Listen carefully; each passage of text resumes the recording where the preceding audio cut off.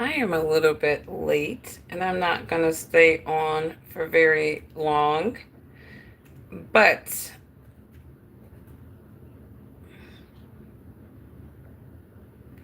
I wanted to talk about the recent results from the Michigan Senate, the Democrat Senate race.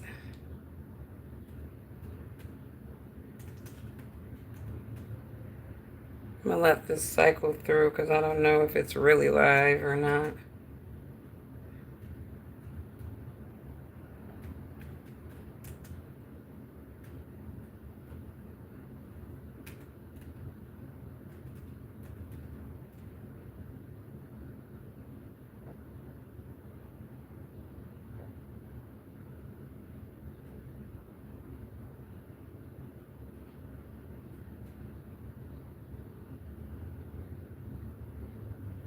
All right. So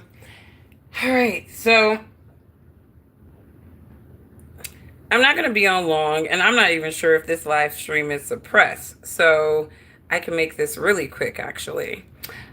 So I was looking at the predictable results of the Michigan Democratic Senate seat race.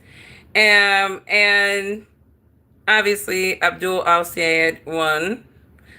He beat Haley Stevens as the Democratic nominee to go against Mike Rogers, the Republican here in Michigan.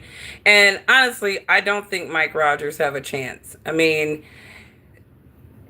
I think that, a lot of the older voter base, they are dying, or they're just fed up, and you do have this younger, more vulnerable, impressionable voter base to tap into.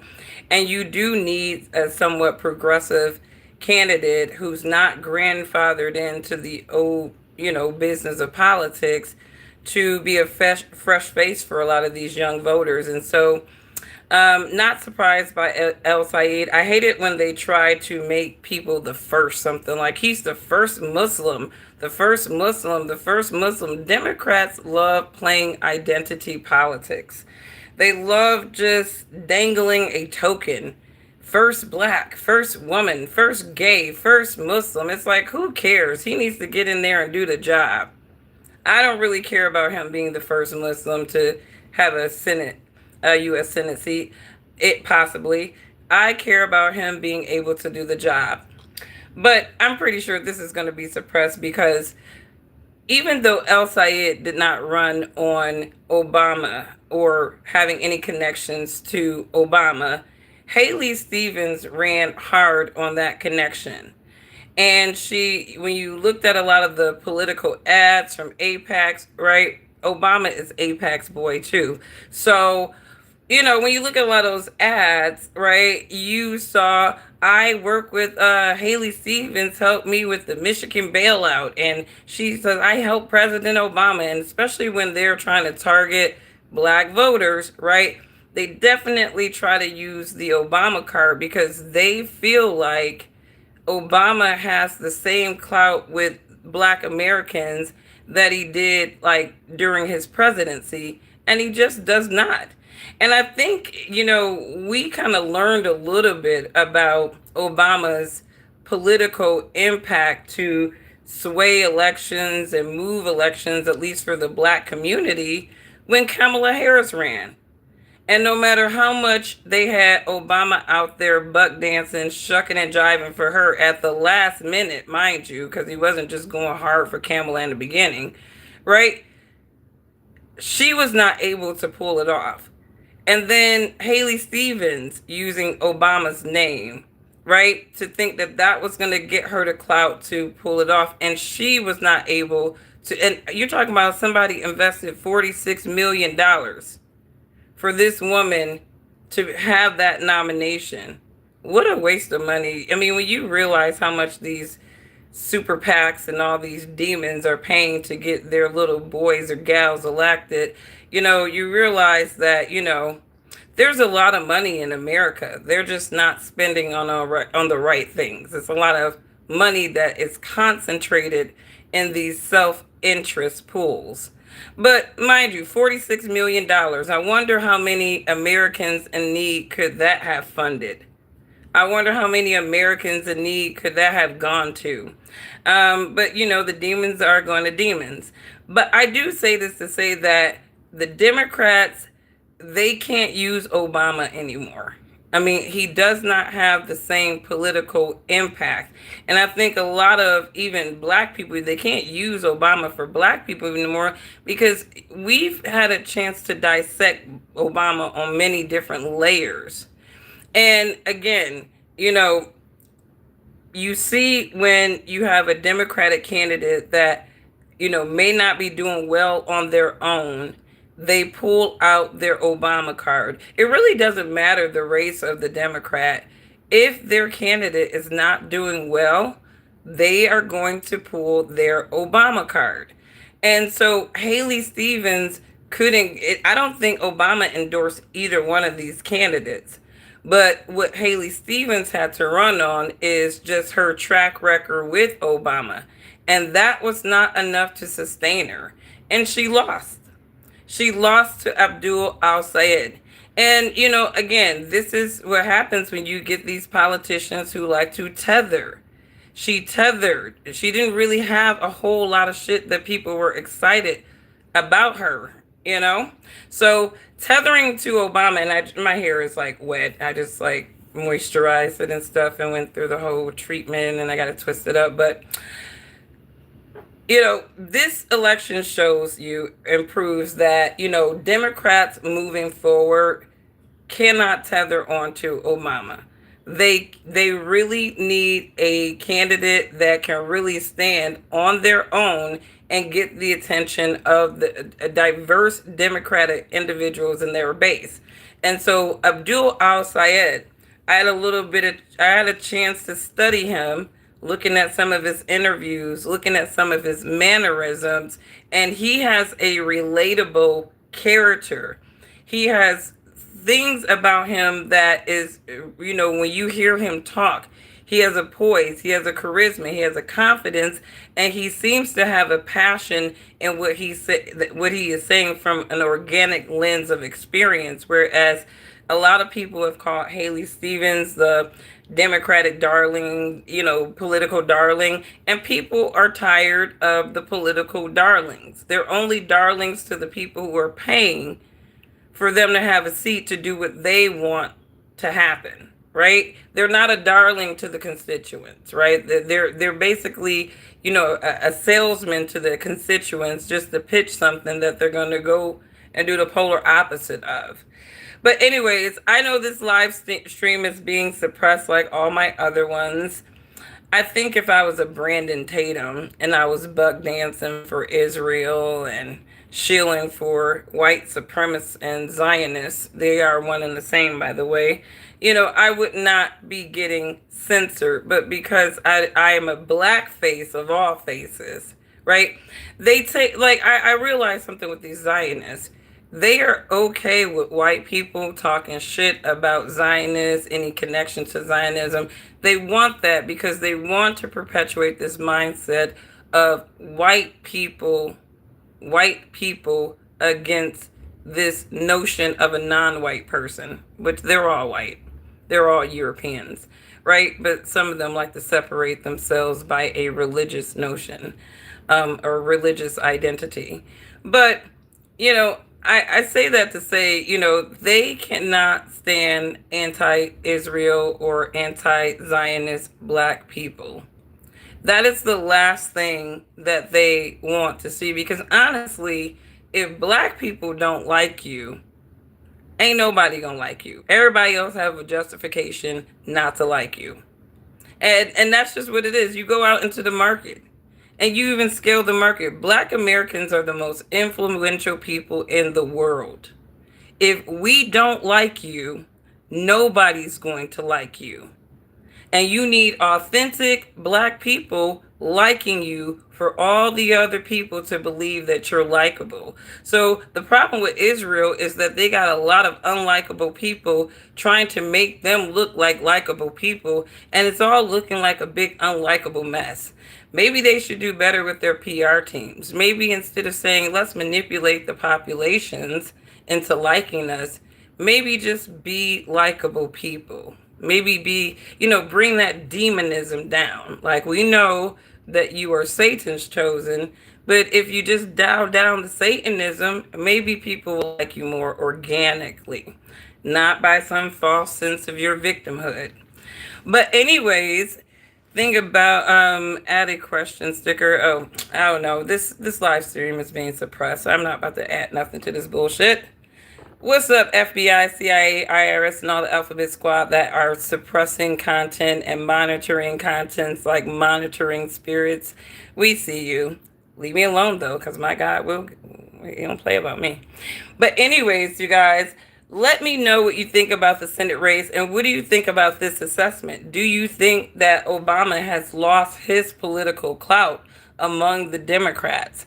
And I mean, again, judging by Kamala and now Haley Stevens, I don't even think that it's valuable to pull the Obama card out to target Black Americans for vote anymore, because it doesn't have the same weight anymore.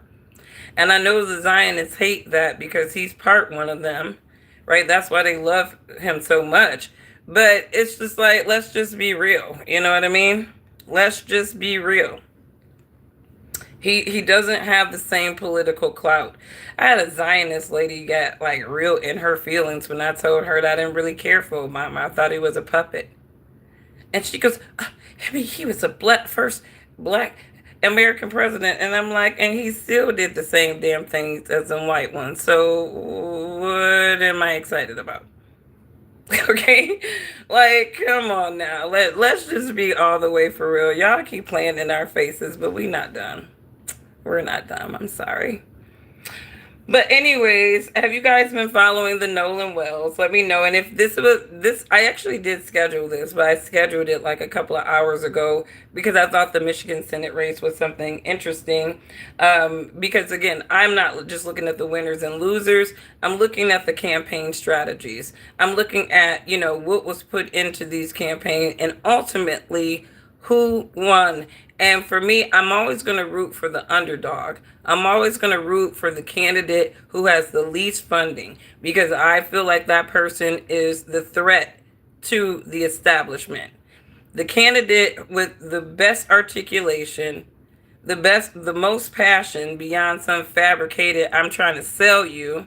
And I've been in sales so much. I know when somebody's trying to sell me, right? I know when somebody's trying to sell me, trying to convince me of something versus organically resonating with me. And a lot of these politicians sound like horrible salespeople.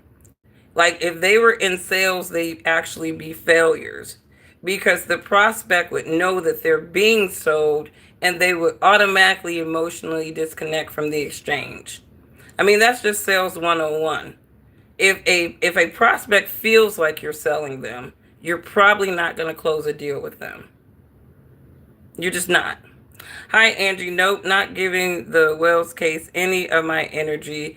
May he rest in peace. Hey, man, I did some videos about it.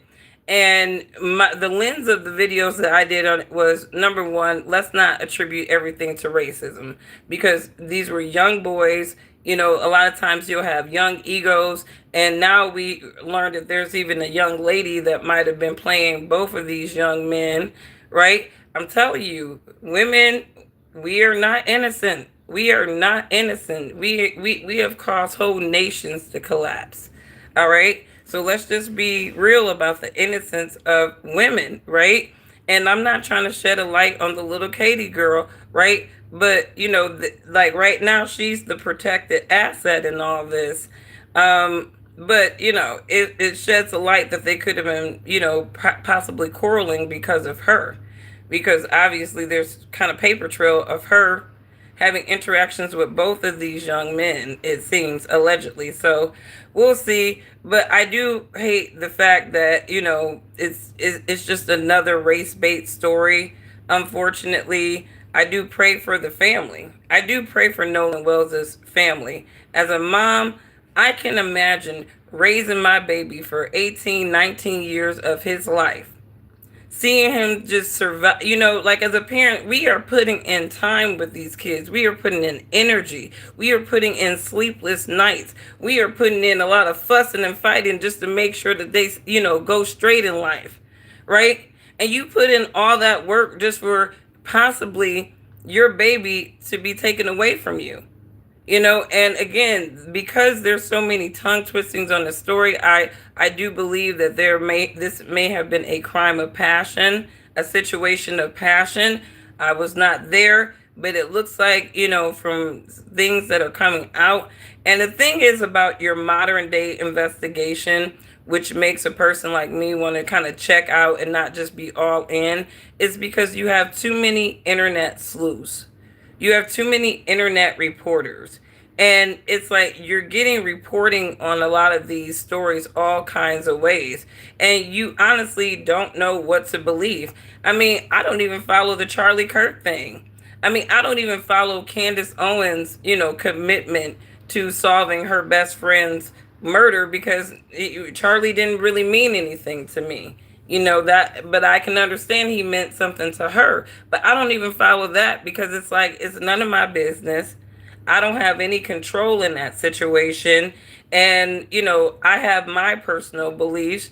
I definitely don't think that some random dude killed Charlie Kirk because of some transgender disagreement, ideological disagreement.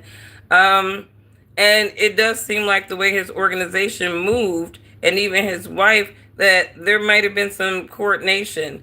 Not saying they did it, but again, outside looking in, the patterns are looking weird and sus for Turning Point USA. And again, the wicked never really prevailed because things tend to go down shit fast when you gained any type of thing in a wicked way. A lot of times, you really have to do a lot. You can keep doing wicked shit to maintain your lot and your wickedness. So let's see what happens, you guys. Exactly. His family even said it is not about race. So I'm sitting back, sitting my black ass back and protecting my peace. I know that's right. I know that's right. And you got a lot of, and some of this shit I think is AI. I think that they take like some little homely, ignorant looking black people and make them look like they believable. And they like this internet super sleuth talking to black folks about Nolan Wells, and they're making it like this big race issue. Like like I said in my other video, if my son has a white friend, they are growing up together. That boy is practically like my little second son. Even when I take them out, and me and his mom, we break bread. We live right a couple of doors down from each other. But if my son and his white friend grew up, right now, mind you, these little boys are like brothers right now. They're growing up together, right? And if they grow up, and let's just say, and I will teach my son, I will teach both of them, right? Bros before hoes, right? You never put a woman before your friend, right? This is like, unless your friend do some old foul shit, right? There's boundaries to this shit too. But let's just say my son and his friend, they forgot all the shit that I told them about bros before hoes, and they get into it over some girl that both of them like, and one of them thought that they owned first or whatever, and it gets to a point where let's just say I'm gonna say that the because this boy and my son have the same temperament. That's why I call him my little white son or whatever. But let's just say he decides that he's gonna sock my son. My son falls back and break his arm. Right now, obviously, this is the dynamic where you have a black kid and a white kid, and there has just been a quarrel between them. Do you think, now outsiders looking into that situation, right, who doesn't know my son's relationship with that young man and doesn't know that, my son has been being, they're being raised with each other, they're like practically little brothers, right? That is their relationships. They're going to say, that white boy did that to that black boy or whatever, and it was racist. He's being raised by racist people. But that could be furthest from the truth, actually, right? It was just two young men who got into it about something, right? And their egos and pride got the best of them to the point where they started physically quarreling with each other, right? And I think that if people can kind of look at things a little bit more broader and more objective like that, everything doesn't have to be about racism. It could just be about a straight asshole dealing with maybe another asshole, or somebody who, or pride and ego at play, and nobody can't dismiss that so that nothing detrimental happens, right? And when you look at the pictures of Nolan Wells and a lot of these young white boys, um I look at how people are, right? I look at the connections they have. Nolan has his arm in one of the pictures. Nolan has his arm around one of the white boys, and the one white boy, he has a little sweet face, and I don't hear his name show up a lot, so I think he's the one that's gonna sing like a canary. But he has his hand on Nolan's leg, and to me, you're not going to have your hand on somebody's leg, even in a picture, right? If you don't like somebody and you just happen to be in the same friend group, number one, you're not going to take a picture next to that person. And you damn sure not going to have any part of your body on that person. And you can tell a lot about people's relationships and their comfort zone with people by the way that they're comfortable touching and posing with them in certain pictures. And two of those boys, at least, I know on that boat, you could tell by the body language, you can tell by just the reoccurring patterns of the pictures, they had nothing to do with that boy's situation. They were just literally like, they probably knew that it was probably some little love triangle thing happening. Like, no, probably was fucking with, Bart's girl, whoever girl Katie was, right? Katie probably playing both of them. And if you were Katie, let's just think about it for a second. I think I heard Nolan's mom said that he was playing football at a community college. All right. Bart, he's playing ball at a major college, and he's got the NFL looking at him, right? So if you the Katie girl from the little small town or whatever, right? Who are you gonna really, at the end of the day, settle your mindset with? Like, I mean, Nolan probably had that black guy fantasy, right? But at the end of the day, she's gonna secure herself with her own, right? This is, in certain situations. And so I say this to say that we'll see what happens, but I do think that this is just a teenager love quarrel that got out of hand. Egos and pride was at play because you had two young men courting possibly the same girl. They were also playing football too. So there's that. So there could be a lot of ego there at play, and then a little arrogance too, because Bart was playing at a bigger school, Nolan was playing at a smaller school. So that was probably his leverage against Nolan too, as he's fighting for this girl that was just a very mediocre looking white girl. It's like, it's like these people be just doing shit over the plainest ass people. But anyways, what's going on? I see you. I see you. I can't read Arabic, but marhaba, is that how you say it? Marhaba. I grew up around Chaldean people, and they're cool people too. But I mean, yeah. But I never really learned Arabic. I only knew like a few words. Like she'd be like, I need, Baba. Like her dad would always remember. Nextel used to do the chirp. Like that was every Chaldean's dad like favorite invention, right? Don't know, where are you? Baba, I need, bit Angie. Like she be talking and stuttering when her Baba called her. It'd be crazy, but I don't know Arabic though. I can't read the script though. But let me know what you guys think. Kudos to Abdul Al Said, for, beating Haley Stevens. I did think he was a better candidate. I said that in my last live stream, and I did think that, I did project that he was going to win because he won that debate. And again, it's about charisma. It's about projection. Next time, Haley Stevens, she's not a dynamic white woman.